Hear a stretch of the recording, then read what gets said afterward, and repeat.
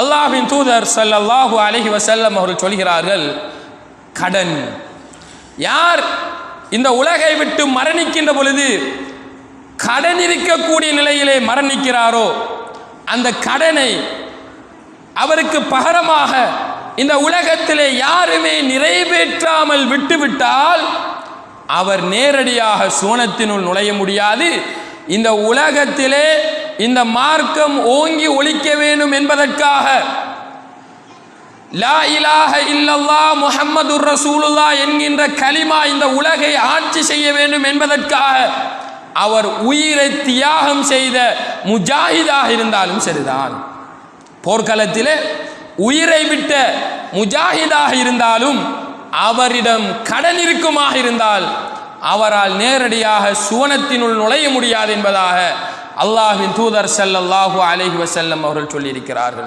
அதனால் தான் அல்லாஹ்வின் தூதருடைய பள்ளிவாயலுக்கு மரணித்த ஒருவர் தொழுகை நடாத்துவதற்காக வேண்டி கொண்டு வரப்பட்டால் அல்லாஹ்வின் தூதர் ஸல்லல்லாஹு அலைஹி வஸல்லம் அவர்கள் முதலாவதாக கேட்கக்கூடிய கேள்வி, இவருக்கு கடன் இருக்கிறதா?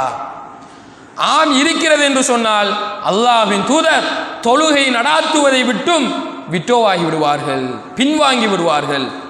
யா ரசூலல்லாஹ், அவருடைய கடனை நான் நிறைவேற்றுகிறேன் என்று யாராவது பொறுப்படுத்தால் தான் அல்லாஹ்வின் தூதர் ஸல்லல்லாஹு அலைஹி வஸல்லம் அவர்கள் என்ன செய்வார்கள்?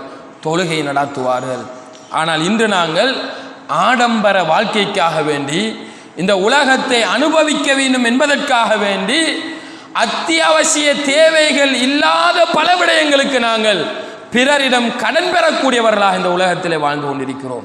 அன்பிற்குரிய சகோதரிகளே, நாங்கள் மரணிக்கின்ற பொழுது எங்களிடம் கடன் இருந்த நிலையிலே அதை யாருமே நிறைவேற்றுவதற்கு முன்வராவிட்டால் நாங்கள் பயந்து கொள்ள வேண்டும். நேரடியாக எங்களால் சுவனத்தினுள் நுழைய முடியாது, மாற்றமாக நரகிற்கு சென்று அதற்கான தண்டனையை அனுபவிக்க வேண்டி வரும் என்பதை சகோதரர்களே நாங்கள் புரிந்து கொள்ள வேண்டும்.